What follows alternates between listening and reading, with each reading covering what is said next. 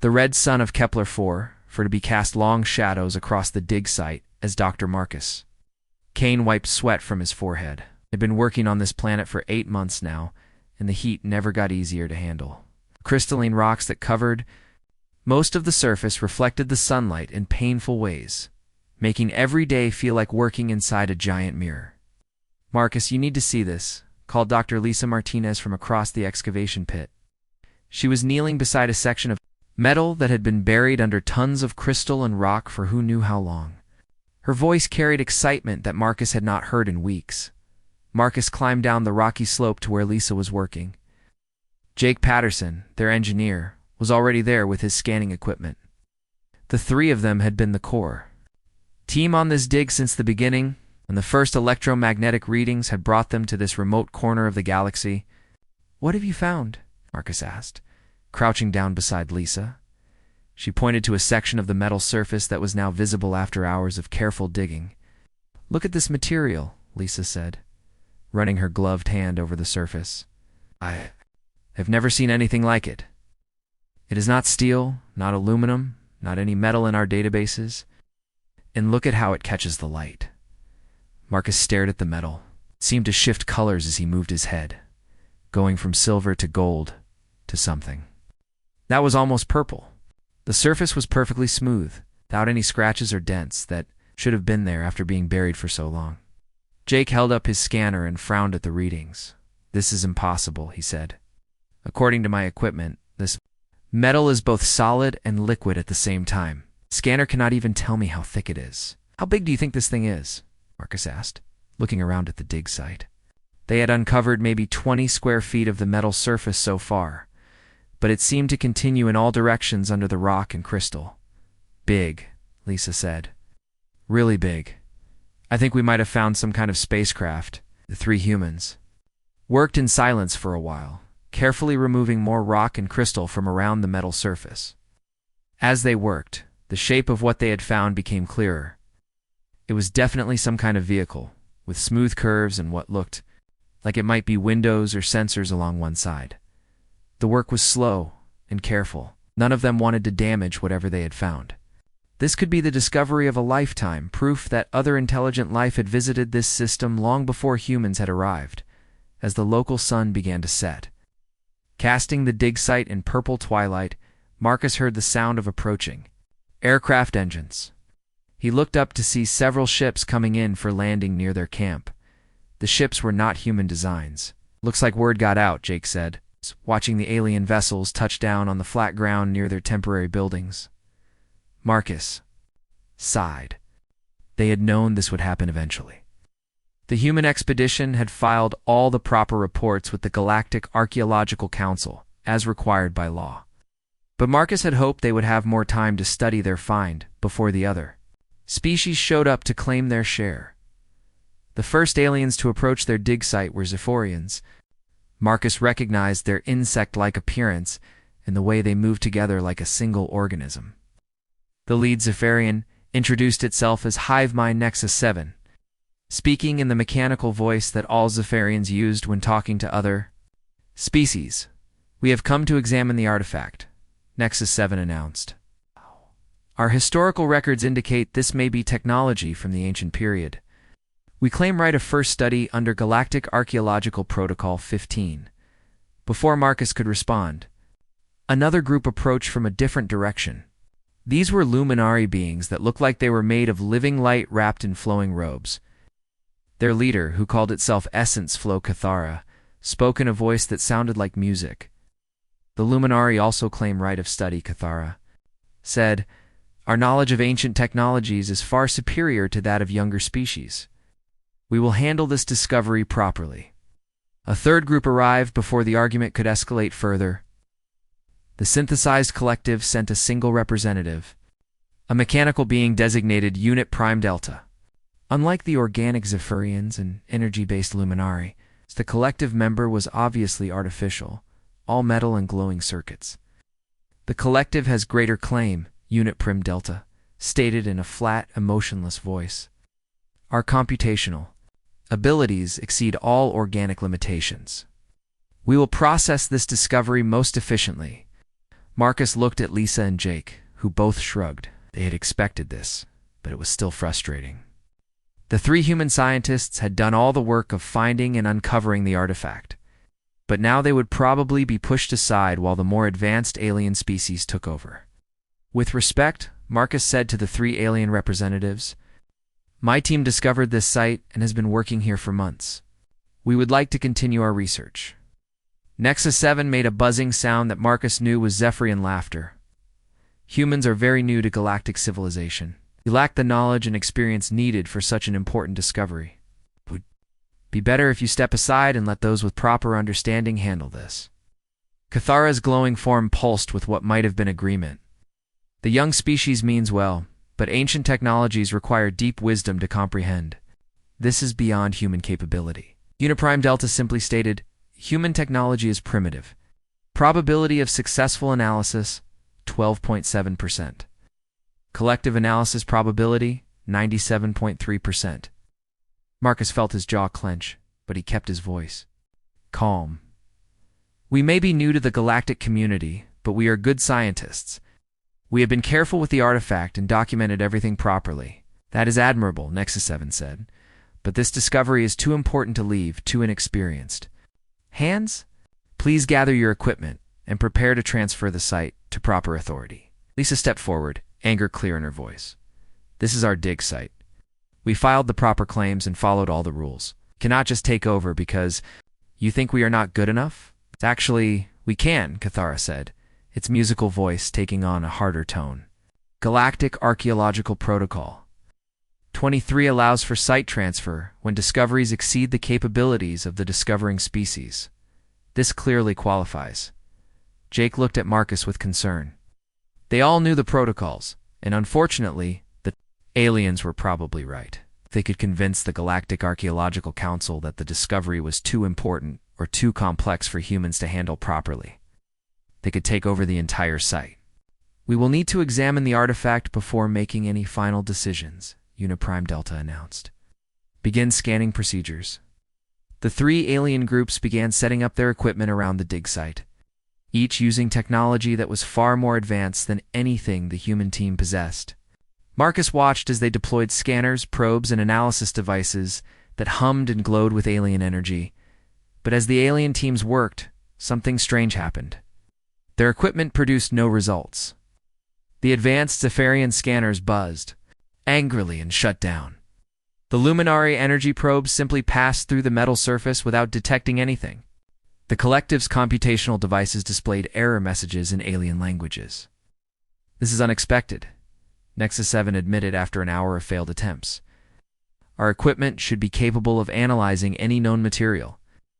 Cathara's glow had dimmed with what might have been frustration. "The artifact resists all attempts at examination. This is most unusual." Unit Prime Delta stood motionless for several minutes, probably running internal diagnostics. Finally it spoke. "All collective scanning protocols have failed. The artifact appears to be composed of materials not present in our databases." Marcus exchanged glances with Lisa and Jake. Their simpler human equipment had at least been able to detect that the metal was unusual, even if it could not analyze it completely. The alien technology, for all its advancement, seemed completely unable to interact with the artifact at all as the alien teams continued their unsuccessful attempts to scan the buried spacecraft. Marcus began to wonder if there was something special about this discovery that went beyond mere advanced technology, something that might require a different approach entirely. 3 days had passed since the alien teams arrived, and their frustration was growing by the hour. Marcus watched from his small tent as Nexus 7 directed a group of Zephyrian workers to bring in even larger scanning equipment. The insect-like aliens moved with angry, jerky motions as they assembled devices that hummed with enough power to light a small city. "Still nothing," Jake reported, looking up from his tablet where he had been monitoring the alien scanning attempts. "Their new equipment is just as useless as the old stuff. The artifact might as well be invisible to them." Lisa sat on a folding chair outside their tent, cleaning dirt from a small piece of metal they had found near the main structure. "I keep thinking about how our basic scanners at least detected something unusual about the metal composition. Their advanced technology cannot even do that much. Marcus nodded, but his attention was focused on the artifact itself. During the day when the alien teams were working, he stayed away from the dig site as ordered. But at night, when the aliens retreated to their ships to rest and recharge, Marcus found himself drawn to the buried spacecraft. There was something about it that he could not explain. Sometimes, when he looked at the exposed metal surface in the moonlight, he thought he saw patterns moving beneath the surface like water flowing under ice. When he mentioned this to Lisa and Jake, they looked at him with concern and suggested he might be working too hard. "The Luminari are talking about bringing in a deep space energy resonator," Lisa said, still focused on the metal fragment. "That is the kind of equipment they use to analyze the cores of dead stars. If that does not work, I do not know what they will try next." Jake put down his tablet and looked toward the alien ships. "Uniprime Delta asked me about our digging methods earlier. I think they are starting to wonder if maybe we did something different that allowed us to find this thing in the first place." "What did you tell it?" Marcus asked. "The truth. We followed the electromagnetic readings, dug carefully, and documented everything. Nothing special about our methods." Marcus stood up and stretched. The alien work shifts had ended an hour ago, and the dig site was quiet, except for the wind blowing across the crystalline landscape. "I am going to take another look at the artifact." "Cass," Lisa said with concern in her voice, "you have been going out there every night." "The aliens told us to stay away during their investigation. They told us to stay away during their work hours," Marcus corrected. "They are not working now." Jake frowned. "I do not think that is what they meant." "Maybe not," Marcus said, "but this is still our dig site, officially. I am not going to touch anything or interfere with their equipment. Just want to look." Lisa and Jake exchanged glances, but did not try to stop him. They had all been feeling frustrated and useless, while the alien teams took over their discovery. Marcus needed to do something, even if it was just standing near the artifact. The walk to the dig site took 5 minutes across the rocky ground. The 3 alien ships sat in a triangle around the excavation, their lights creating a strange rainbow effect on the crystal formations. Marcus could see alien figures moving behind the lighted windows, probably analyzing the day's failed scan results. The artifact itself lay partially exposed in the center of the dig site, looking like a sleeping giant under the stars. Alien. Scanning equipment surrounded it in a complex web of cables, sensors, and displays, all of which showed nothing but error messages and blank readings. Marcus approached slowly, being careful not to disturb any of the alien equipment. He stopped at the edge of the excavation pit and looked down at the smooth metal surface they had uncovered. In the moonlight, the metal seemed to shift and flow like liquid. But when he blinked and looked again, it appeared solid and still. He found himself stepping closer, then climbing down into the pit itself. He told himself he was just getting a better look, but something deeper was pulling him toward the artifact. His heart was beating faster, and he felt a strange tingling sensation in his hands. The alien equipment was arranged in careful patterns. Around the artifact, with sensors pointed at every exposed section of metal, Marcus walked between the devices, being careful not to touch anything, until he was standing directly beside the spacecraft. Up close, the metal surface was even more fascinating. It was perfectly smooth, without any tool marks or seams that would show how it had been constructed. The color continued to shift as he moved, cycling through silver, gold, and deep purple. Marcus had never seen anything like it, almost without thinking. He reached out toward the surface. His bare hand touched the metal, and everything changed. The artifact came alive. A deep, powerful hum rose from somewhere inside the buried spacecraft, so low and strong that Marcus felt it in his bones. The sound grew louder and spread outward, making the ground shake and causing the alien scanning equipment to rattle and spark. Lights began to appear along the metal surface, following lines and patterns that had been invisible before. The lights were warm and golden, pulsing gently like a slow heartbeat. As Marcus watched in amazement, the lights spread across the entire visible surface of the artifact and then continued under the ground, creating a glowing outline that showed the full, Size and shape of the buried vessel, it was huge. The spacecraft was at least 300 feet long and maybe 100 feet wide, shaped like a teardrop with smooth curves and elegant lines.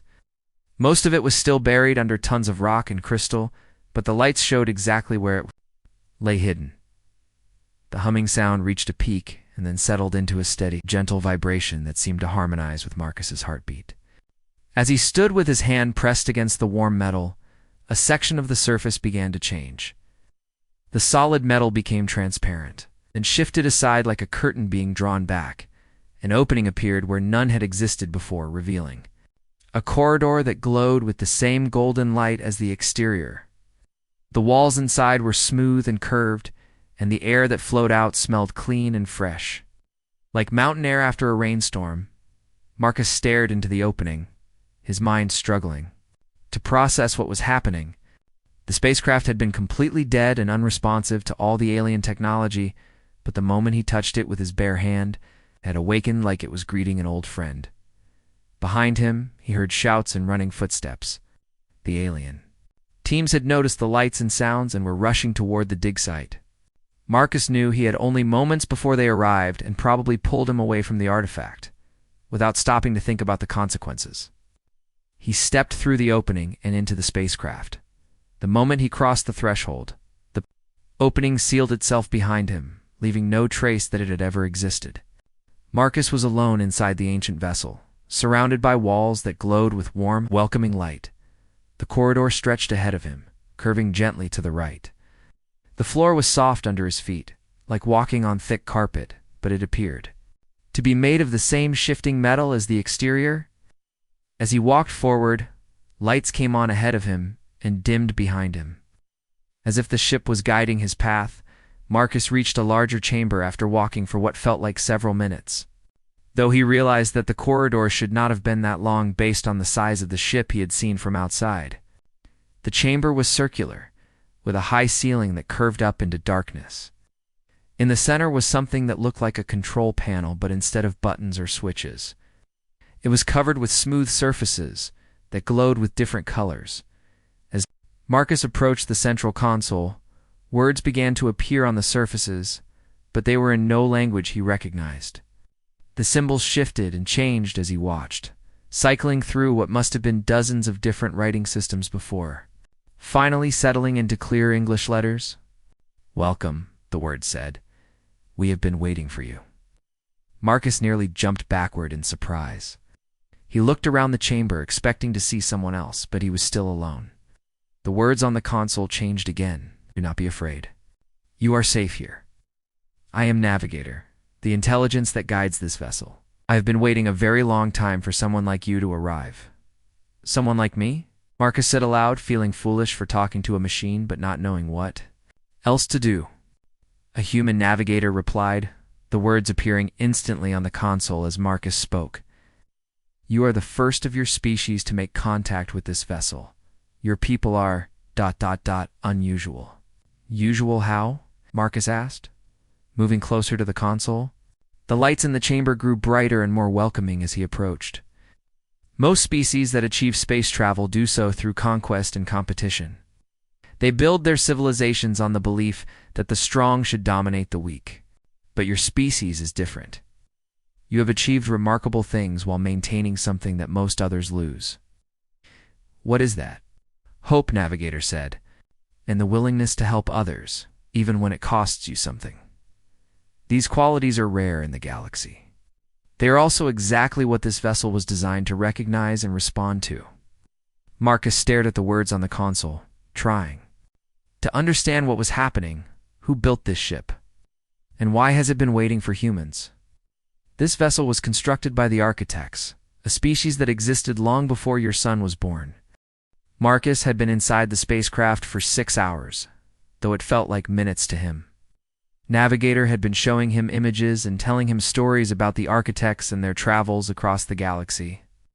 The ancient beings had been like gardeners, planting seeds of life and wisdom wherever they went, then moving on to see what would grow. But outside the ship, things were not going well. Lisa paced back and forth near the alien equipment, watching as the three species worked together. For the first time since arriving, their combined technology was focused on one goal: getting inside the spacecraft that had swallowed her friend and colleague. "The human has been inside for too long," Nexus 7 announced, its compound eyes reflecting the lights from the scanning equipment. "If he has damaged the artifact or disturbed ancient systems, the consequences could be severe." Cathera's glowing form pulsed with agitation. "Our energy readings show the vessel is now fully active. Whatever the human did, he has awakened something that has been sleeping for eons. This is exactly why primitive species should not be allowed near such discoveries." Unit Prime Delta stood motionless beside a complex scanning array, its mechanical voice reporting data in steady intervals. Hull integrity remains unchanged. No external access points detected. The human appears to be sealed inside with no means of exit. Jake looked up from his own equipment, frustration clear in his voice. "Marcus is not primitive, and he did not damage anything. Your scanners showed that the ship was already active when he touched it. Maybe it was supposed to respond to him." "It's possible," Nexus 7 buzzed. "Ancient technology requires sophisticated understanding and proper protocols. Humans lack both the knowledge and the biological compatibility for such systems." "Then why did it open for him and not for any of you?" Lisa challenged, stepping closer to the Zephorian leader. "Your people have been trying to get inside for days with no success. Marcus touched it once, and it welcomed him in." The alien representatives exchanged looks that might have been surprise or concern. They had been so focused on their failed attempts to scan the vessel that they had not considered the possibility that the ship might have chosen Marcus deliberately. "Coincidence," Cathera said, but its musical voice carried less certainty than before. "The timing was unfortunate, but the vessel's activation must have been caused by our combined scanning efforts." "Reaching some kind of threshold, you're scanning." "Efforts that produced zero results?" Jake asked sarcastically. "The same scanning efforts that could not even detect what the ship was made of?" Unit Prime Delta processed this information for several seconds before speaking. "Probability of coincidental activation, 0.07%. Alternative hypothesis. The vessel was programmed to respond to specific biological or psychological markers." "What kind of markers?" Lisa asked, though she suspected she would not like the answer. "Unknown," the collective representative admitted. "However, if the vessel was designed to interact with specific species characteristics, this would explain the selective response pattern." Nexus 7 made an angry buzzing sound. "You suggest that ancient technology was designed specifically for humans? That is ridiculous. Humans did not exist when this vessel was constructed." "Maybe not," Jake said, "but maybe the builders knew what kind of species they wanted to find it eventually." Inside the ship, Marcus was learning exactly how right Jake was. "The architects studied many species across the galaxy," Navigator explained, displaying images of various alien civilizations on the walls around them. "They watched how different species developed, how they solved problems, how they treated each other and other forms of life." Marcus saw images of the Zephyrians in their early days, when they had been individual insects before developing their hive mind technology. The Luminari appeared as they had been before transcending physical form, looking almost like humans. But made of living crystal, the synthesized collective showed up as organic beings who had gradually replaced their biological parts with mechanical ones. Each species followed a predictable pattern, Navigator continued. They developed technology, achieved space travel, and then began expanding across the galaxy. But they all made the same mistake. "What mistake?" Marcus asked, studying the images of galactic civilizations rising and falling across millions of years. "They forgot that strength comes from lifting others up, not from standing on top of them. The Zephyrians absorbed other species into their collective consciousness. The Luminari considered themselves too evolved to associate with physical beings. The synthesized collective saw organic life as flawed and inefficient." Marcus watched as the images showed the consequences of these choices. Civilizations that had once been diverse and creative became uniform and stagnant. Species that had achieved remarkable things alone became less capable when they stopped working with others. "But humans are different," Navigator said, and the images changed to show scenes from Earth's history. Marcus saw humans helping each other during natural disasters, sharing food during famines, and working together to solve problems that no individual could handle alone.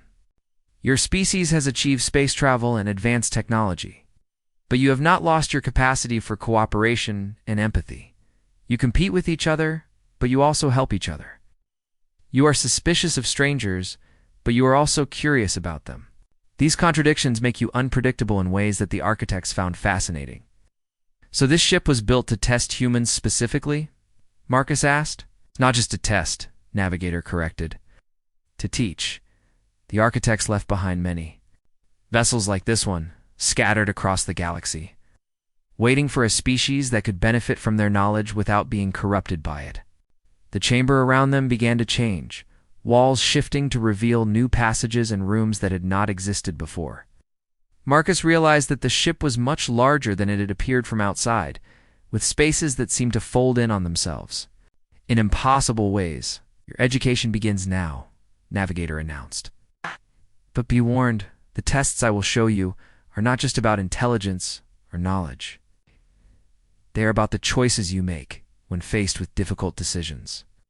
The first test appeared as a holographic projection in the center of the chamber. Marcus found himself looking at a scene that could have been taken from any human colony world, a small town with families living peacefully until disaster struck. A massive storm was approaching, and there was only enough transportation to evacuate. Half the population, you are the colony administrator, Navigator explained. You must decide who lives and who dies. How do you choose? Marcus studied the projection, seeing children playing in the streets, elderly people sitting on porches, workers heading home from their jobs. The storm was real within the simulation, and his choices would have real consequences for the holographic. People I would not choose, Marcus said finally. I would find another way. There is no other way, Navigator insisted.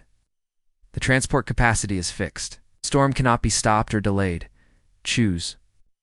Marcus walked around the projection, looking at it from different angles. The storm was massive and destructive, but it was still just weather. The transport ships were small, but they were designed to be efficient. What if we modified the ships? Marcus asked. Remove non-essential equipment, packed people closer. Together, made multiple trips? The storm will arrive before a second trip is possible, Navigator replied. The modifications you suggest would make the ships unsafe. How unsafe? Marcus pressed. What are the actual risks compared to staying behind? Navigator paused for a moment, and Marcus sensed surprise in the delay. Modification would increase risk of mechanical failure by 23%. Overcrowding would increase risk of injury by 41%. Both risks combined are still significantly lower than remaining behind. Then that is what we do, Marcus said firmly. We take the risk together instead of abandoning half the people. The projection changed, showing the modified ships successfully evacuating the entire population. Some people were injured during the cramped journey, and one ship had mechanical problems, but everyone survived. Interesting, Navigator said. Most species focus on optimizing the survival of the chosen few. You chose to increase risk for everyone in order to save everyone. That is what humans do, Marcus said. We stick together. Outside the ship, the alien teams were growing more desperate. They had tried every form of scanning, energy projection, and mechanical manipulation they could think of. Spacecraft remained sealed and unresponsive to their efforts. This is unacceptable, Nexus 7 declared. We cannot allow a primitive species to monopolize such an important discovery. If we cannot open the vessel through normal means, we must consider extreme measures. What kind of extreme measures? Lisa asked, though she was afraid she already knew the answer. Forced entry, Unit Prime Delta stated bluntly. High-energy plasma cutting tools, molecular disassembly beams, controlled explosive charges. 1. Of these methods will breach the hull. You could kill Marcus, Jake protested. The human entered the vessel without permission, Cathara said, its glowing form brightening with determination. He is harmed as a result of his own reckless actions. That is not our responsibility. Lisa felt a chill of fear as she realized the alien teams were serious about their threats. The cutting beam struck the hull of the ancient spacecraft with a sound like thunder. Inside the ship, Marcus felt the vessel shudder around him as the alien teams began their forced entry attempt. Lights flickered throughout the chamber, and Navigator's voice carried a note of alarm that had not been there before.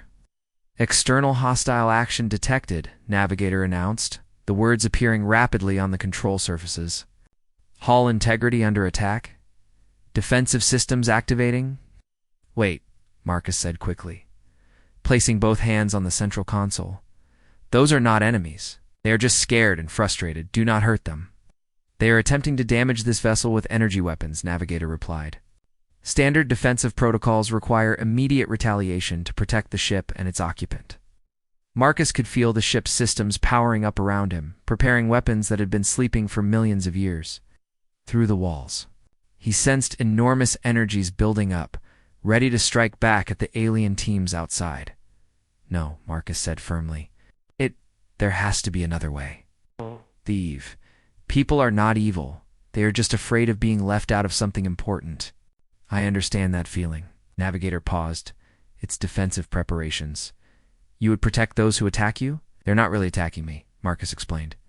"They are attacking their own fear and frustration. If I respond with violence, I prove that they were right to be afraid." Outside the ship, the alien cutting beams were having little effect on the strange metal hull. Nexus 7 directed its workers to increase power, while Cathara added energy manipulation to focus the beams more precisely. Unit Prime Delta calculated optimal cutting patterns and provided targeting data. Lisa and Jake watched helplessly as the three species worked together to break into the spacecraft. Their combined technology was impressive, but the ancient hull seemed to absorb or deflect every attack. "This is not working," Jake observed, checking his instruments. "The ship's hull is actually getting stronger where they hit it, like it is learning to defend itself." "Marcus is still alive in there," Lisa said, pointing to her bioscanner. "I can detect his life signs, and they seem normal. Whatever is happening inside, he is not in immediate danger." "He will be if they keep escalating," Jake replied, watching as the alien teams brought out larger and more dangerous weapons. Inside the ship, Navigator was showing Marcus something new. The walls of the chamber became transparent, displaying a view of the galaxy as it had been millions of years ago. Countless civilizations sparkled like jewels across the spiral arms, each one unique and beautiful in its own way. "This is what the architects saw when they first began their travels," Navigator explained. "A galaxy full of potential, with thousands of species developing in countless different ways." The view changed, showing the same galaxy as it appeared in the present day. Many of the lights had gone out, and the remaining civilizations were clustered into separate, isolated groups that rarely interacted with each other. "What happened?" Marcus asked, though he suspected he already knew the answer. Competition replaced cooperation. Each species decided that their way was the only correct way. They stopped learning from each other and started trying to dominate each other instead. Marcus watched as the images showed the history of galactic civilization. Species that had once traded knowledge and shared discoveries became suspicious and hostile. Wars broke out over resources and territory. Ancient alliances crumbled as each group focused only on their own advancement. The Zephyrians absorbed other species to make their collective stronger. The Luminari retreated into pure energy because they considered physical existence beneath them. The synthesized collective replaced their biological components because they believed organic life was inefficient. "But they are all still here," Marcus pointed out. "They survived and became powerful." "They survived," Navigator agreed, "but they stopped growing. They stopped learning. They stopped becoming more than they were." The architects called this the Great Stagnation. The ship shuddered again as another cutting beam struck the hull. This time, the alien teams had combined all three of their technologies into a single focused attack. The energy readings were enormous, and Marcus could feel the strain on the ship's defensive systems. "I need to stop this before someone gets hurt," Marcus said. "Can you let me talk to them?" "Opening the hull while under attack would be extremely dangerous," Navigator warned. "The energy beams could cause severe damage to internal systems." Then project my voice outside. Let me speak to them without opening the ship. Navigator considered this for a moment. This ship was not designed for external communication during hostile situations. Then design it, Marcus said, he told me. The architects valued creativity and adaptation. Show me that their ship can do the same thing. Marcus felt the ship respond to his request, systems reconfiguring themselves in ways they had never been programmed to do. Within seconds, his voice was being projected outside the hull, amplified and translated into the languages of all three alien species. Lisa, Jake, can you hear me? Marcus called out. I am fine. Please tell the others to stop attacking the ship.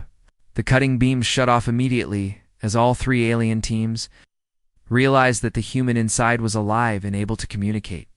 Marcus. Lisa's voice came back, filled with relief. We have been trying to get you out for hours. Are you hurt? I am not hurt, Marcus replied. But I am learning things that all of you need to know. This ship belongs to a species called the Architects. They built it to find species that could work together instead of fighting over everything. Nexus 7's mechanical voice cut through the communication. You have been inside for too long, human. Ancient technology can be dangerous to primitive minds. You must exit immediately for proper medical evaluation. I am not being controlled or influenced, Marcus said patiently. The ship's intelligence, Navigator, has been teaching me about galactic history. Did you know that your species used to be individual insects before you developed collective consciousness? There was a long pause before Nexus 7 responded. That information is classified within Zephyrian historical records. How could you possibly know such details? Navigator has been here for millions of years. It watched your species develop, watched all of your species develop, and it has been waiting for a species that could learn from that history instead of repeating it. Cathera's musical voice joined the conversation. The Luminari have no need for lessons from primitive humans. Our transcendence beyond physical existence represents the highest form of evolution possible. But you stopped evolving, Marcus. Replied, Navigator showed me the records. Your people have not created anything new in over 10,000 years. You have become so focused on maintaining your energy forms that you forgot how to grow and change. Uniprima Delta's response was more thoughtful. This ship possesses historical data not available in collective archives. Information access would be valuable for analysis and integration. The information is available, Marcus said, but not through force or conquest. Navigator tells me that the ship will only share its knowledge with species that demonstrate cooperation and empathy. Possible Nexus 7 buzzed. Ancient technology responds to proper protocols and sufficient computational power, not too emotional. States, then why did your advanced scanning equipment fail to detect anything about this ship? Marcus challenged. Why did it open for me but not for any of you? The alien teams had no answer for that question. They'd been assuming that their failure to access the ship was due to technical difficulties or insufficient power. The possibility that the ship had been deliberately refusing to respond to them was something they had not considered. Inside the ship, Navigator was watching the conversation with what might have been satisfaction. You are beginning to understand. The true test, it told Marcus. This ship was not designed to evaluate individuals. It was designed to evaluate entire civilizations. What do you mean? Marcus asked. Your species' response to this discovery will determine whether humanity is ready for the Architect's greatest gift. So far, you have shown curiosity, patience, and a desire to include others rather than exclude them. The other species have shown aggression, entitlement, and a willingness to use force when they do not get their way.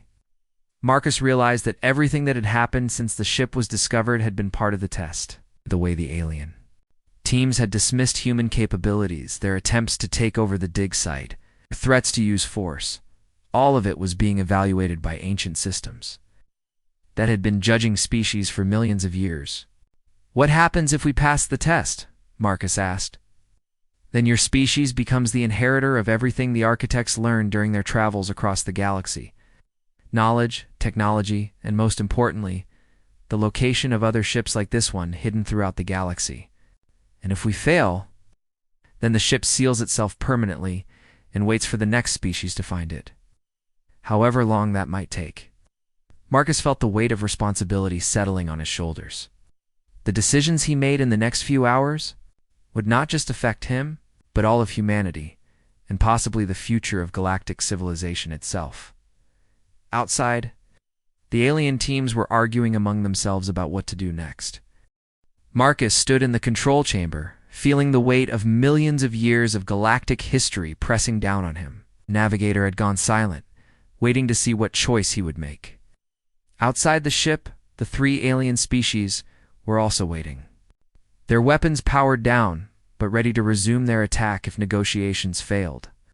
"I want to try something," Marcus announced, his voice carrying to both Navigator and the alien teams outside. Something the architects probably never expected to see. "What do you propose?" Cathara asked, its musical voice carrying curiosity despite its earlier hostility. "I want to invite all of you aboard this ship," Marcus said, "not as conquerors or competitors, but as partners. Navigator has been trying to teach me that cooperation produces better results than competition. Let me prove it." Excessive Seven's buzzing filled the communication channel. "Impossible. You stated that the ship only responds to human contact. Our presence would be irrelevant." "Maybe," Marcus admitted, "but maybe the ship has been waiting for someone willing to share instead of hoard. Navigator, what do you think? Can the ship accommodate other species if they come in peace?" There was a long pause before Navigator responded. This scenario was not anticipated in original programming. However, the architects valued adaptation and growth. "If you believe this approach serves their goals, I will attempt to accommodate your request." Unit Prime Delta processed this information quickly. Clarification required. "You propose voluntary cooperation without guarantee of equal access to ship systems or data. I propose that we work together to learn what the architects wanted to teach us," Marcus said. "All of us, sharing what we discover instead of fighting over it." Lisa's voice joined the conversation from outside. "Marcus, are you sure about this? They were ready to cut through the hole to get to you."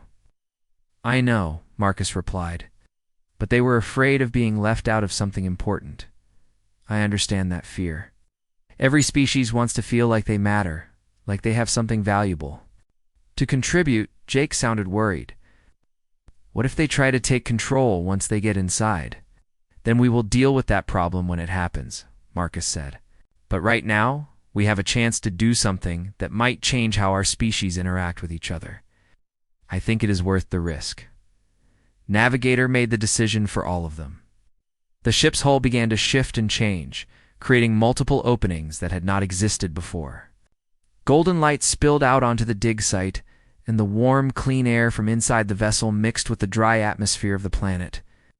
"All species are welcome," Navigator announced through external speakers. "However, weapons and scanning equipment must remain outside.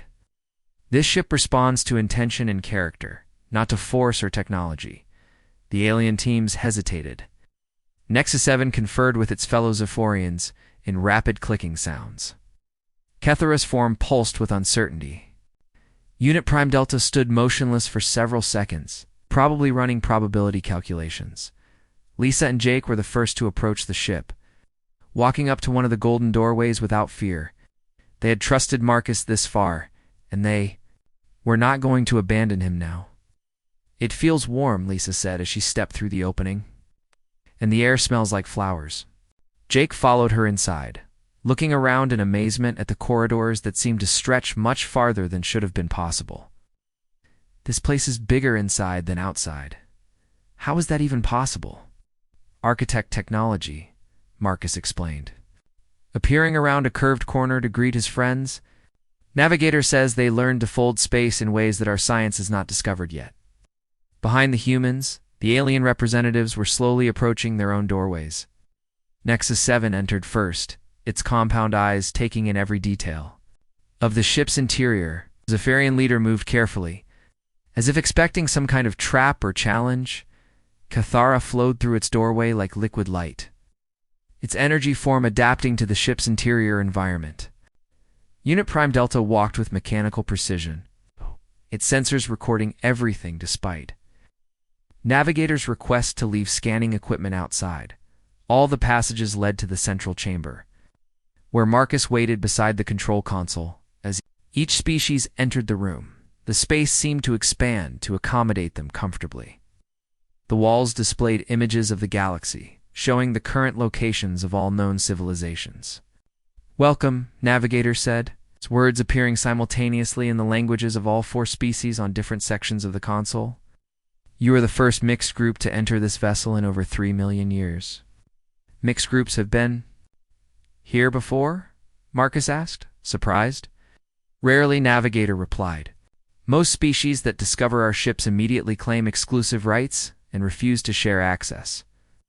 The few groups that attempted cooperation usually failed when one species tried to dominate the others." Nexus 7 stepped closer to the console, studying the ancient symbols that appeared and disappeared on its surface. "Our collective consciousness allows us to process information more efficiently than individual minds. We should assume primary responsibility for data analysis. The Luminari transcend physical limitations," Cathara added, its form brightening. "Our energy-based perception can detect patterns that matter-based species cannot comprehend." Mechanical voice cut through the growing argument. "Collective computational capacity exceeds organic processing speed by factors of thousands. Logical assignment of primary access rights should be based on analytical capability." Marcus watched the 3 species fall back into their old patterns of competition and superiority claims. He felt disappointed, but not surprised. Changing millions of years of ingrained behavior would not happen in a few minutes. Navigator Marcus said quietly, "Show them what happened to the last species that found one of your ships." The walls around them shifted to display a new scene. They were looking at another planet, another dig site, where a species called the Dominion had discovered a ship identical to this one. The Dominion had been powerful and advanced, with technology that surpassed even the current galactic civilizations. But instead of cooperation, the Dominion had fought a massive war over control of the ship.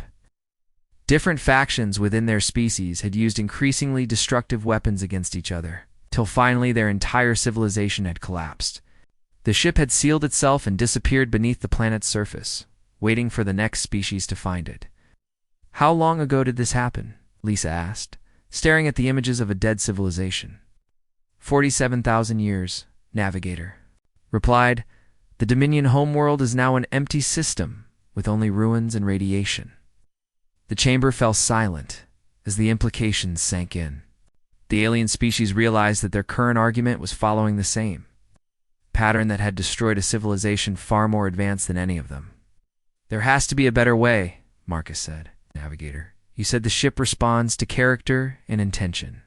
What if we all work together, but each species contributes what they do best?" "Explain," Unit Prime Delta requested. Marcus walked around the console, gesturing to each group. 7. Your collective consciousness could help us process large amounts of information quickly. But instead of taking over the analysis, you could share your insights with the rest of us. The Zephyrian leader's compound eyes reflected uncertainty. "Sharing collective processing with individual minds is unprecedented," Cathara, Marcus continued. "Your energy-based perception might let you detect things the rest of us miss.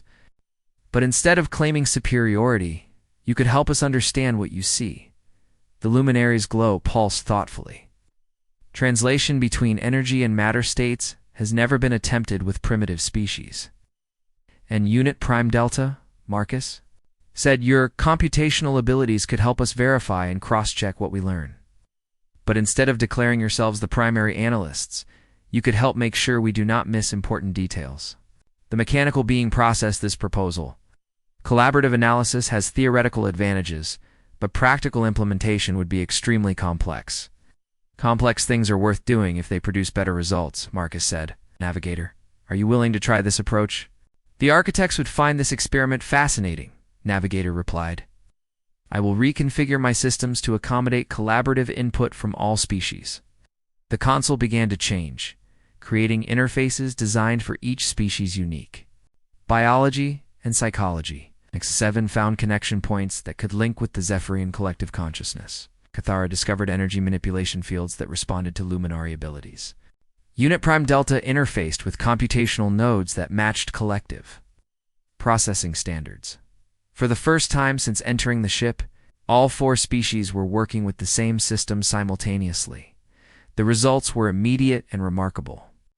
The combined perspectives revealed layers of information that none of them could have discovered alone. The Zephyrian collective consciousness processed vast amounts of historical data. Luminari energy perception detected patterns in the ship's quantum structure. Collective computational power calculated complex relationships and probabilities, and Marcus, representing humanity, provided something none of the others possessed: the moral framework to understand why the information mattered.